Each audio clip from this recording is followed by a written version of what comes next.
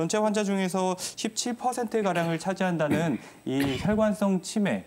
이 원인과 증상은 어떤 것들이 있을까요, 이만성 원장님? 네, 그 혈관성 치매하고 알츠하이머 치매가 두 개를 합한 것이 사실은 거의 그 치매에 특히 대한민국에서는 대다수를 차지한다고 볼 수 있을 만큼 중요한 내용들인데요.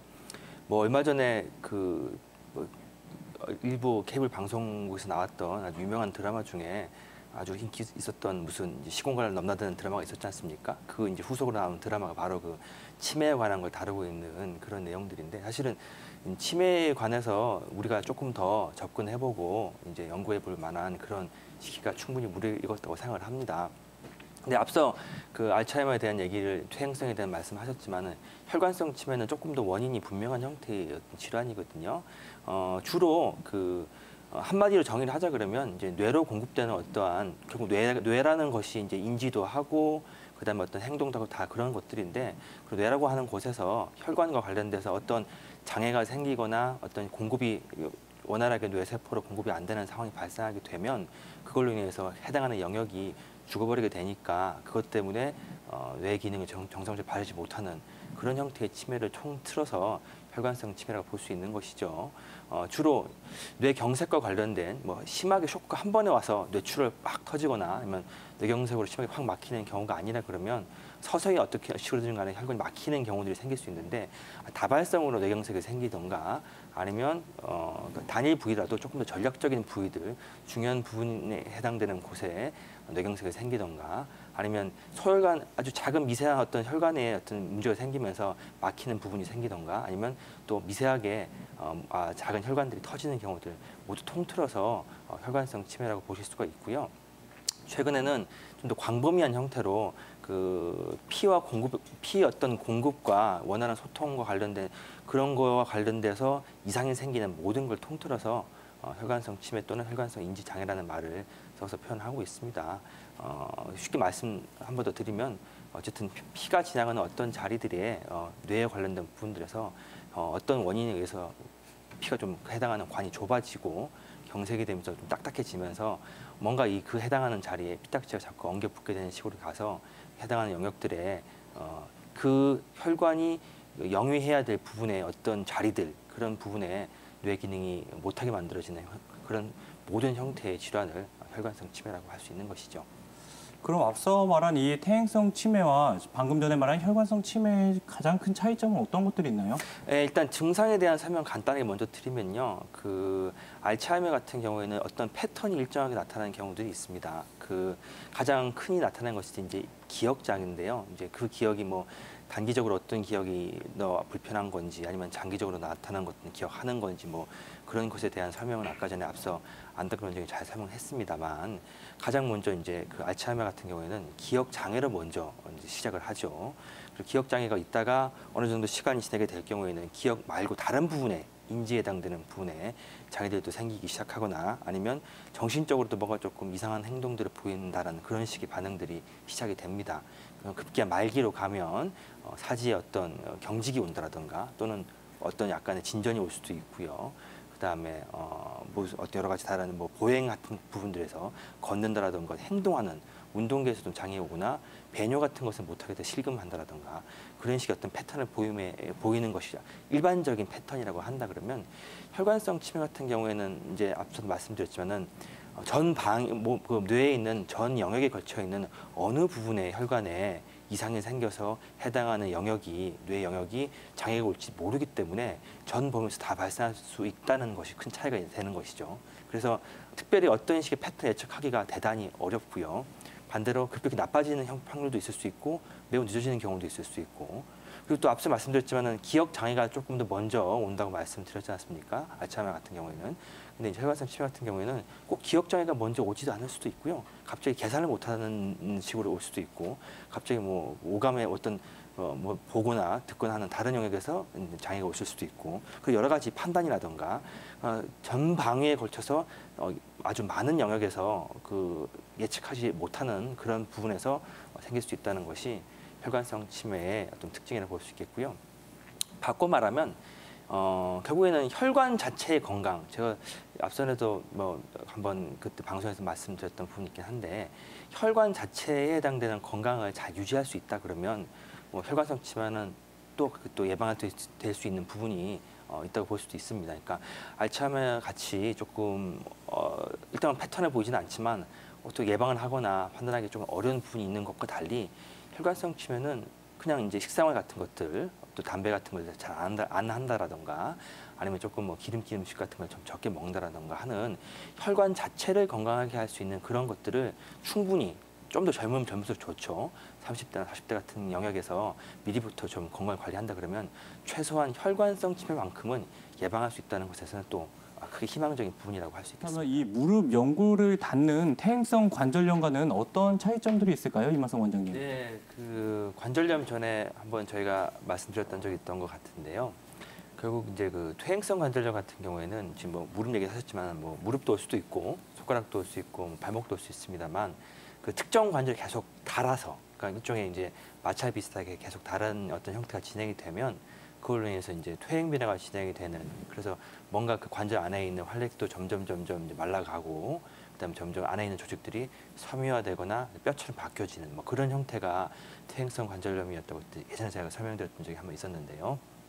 류마티스는 방금 전에 이제 그 이상조 원장님 설명하셨지만 어쨌든 자가 면역 반응인데 나를 공격해야 될 어떤 그러니까 내가 어떤 식으로든 간에 적을 공격해야 되는 나의 면역계가 나를 공격하게 되는 이런 어떤 비극에 빠져 있는 상황이 자가 면역 질환이기 때문에 이건 특정 관절 한두 개의 뭐 중력 방향으로 이렇게 닿아 있는 무릎이라던가 뭐 그런 발목 같은 곳에서만 국한되는 것은 아니고 전신에 다 어떤 반응들이 생길 수 있다는 것이 가장 큰 차이점이라고 할 수 있겠죠.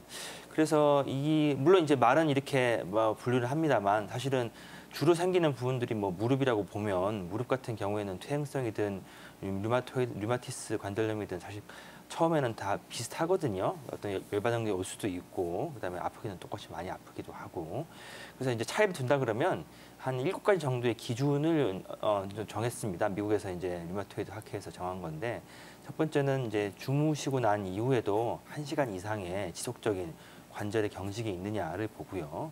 두 번째로는 이제 주로 손에 어떤 생기는 이제 화면이 나오고 있습니다만 아까 제가 말씀드렸지만 이제 그 전신의 어떤 반응이라고 말씀드렸으니까 한두 관절 정도가 아니라 3군데 이상의 어떤 부위에 관절염이 생기는 것인지 또 아니면 또 주로 이제 손 같은 경우 무릎이나 발목부터 손에 좀 생기는 것이 좀 더 많은 경우가 류마토이드가 많은데 그래서 손을 항상 먼저 예를 들고요.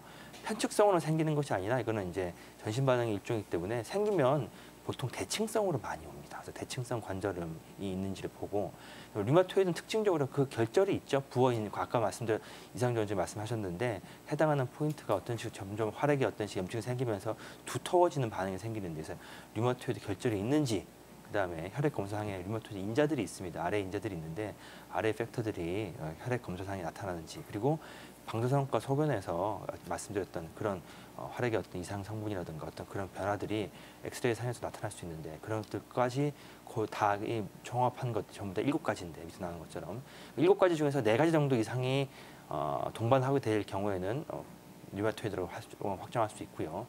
좀 모자란다고 하더라도 한 6주 이상의 어떤 반응들이 계속 관절의 어떤 반응들이 지속적으로 나타나는 그런 경우에는 류마토이드라고 진단하고 있는 그렇게 이해하시면 될 것 이 같습니다. 류마티스 관절염에 좋은 한방 치료법 또 어떤 것들이 있을까요?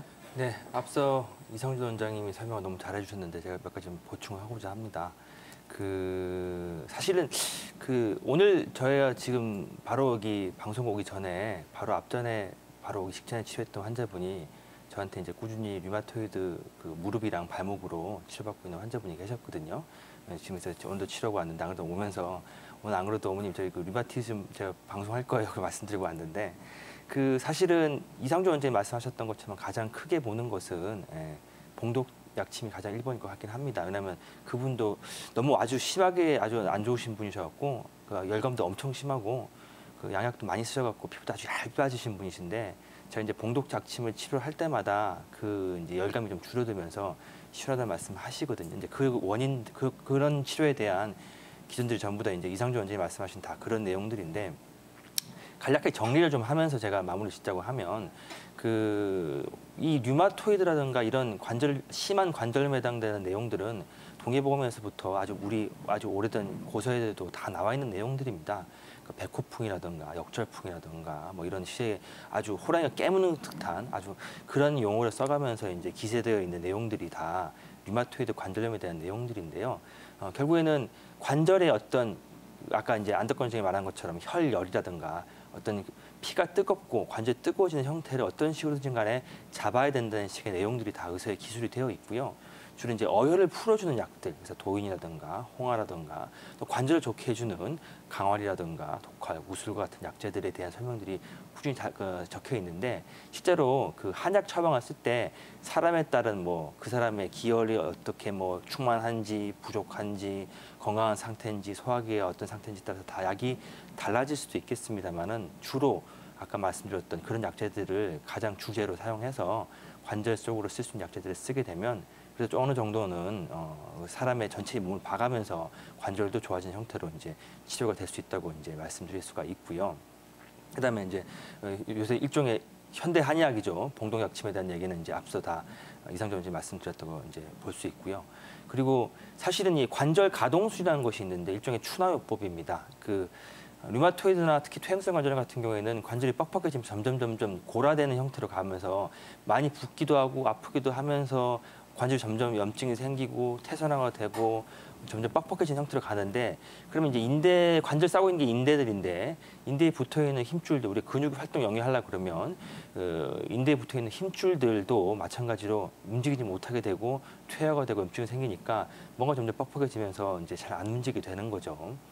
수많은 이제 추나요법들, 기술들 여러 가지 기법들이 있습니다만 전골요법이라고 해서 좀 약간 강한 스러스트라고 하는 한 번에 힘을 딱 주는 그런 형태의 기법을 사용해서는 이런 데는 안 되고요. 아무래도 이제 특히 나이 드신 분도 더 그럴 수도 있겠지만은 강한 기법을 사용하게 되면 부러질 수 있으니까 그렇게 하면 안 되고 여러 가지 추나요법 기법 중에서 뭐 경근 이완술이라든가 관절 가동술이라고 하는 뭔가 그 환자와 의사가 어떤 동등한 힘을 주면서 합을 맞춰가면서 서서히 풀어주는 그런 기법들이 있는데 류마토이드로 고생하고 있는 그런 무릎이라든가 발목 같은 또 뭐 팔꿈치라든가 그런 부분들에서 그런 기법들을 하나씩 적용하게 될 경우에는 그래도 이제 그 굳어 있는 힘줄이라든가 근육들이 서서히 풀리는 형태를 보여는 주실 수 있으십니다. 물론 이제 그 근본적으로 관절 안에 있는 염증 자체를 어떻게 할 수 있는 형태는 아니고 관절 가동술 쓴다고 해서 뇌로 어떤 영향이 미친다고 하더라도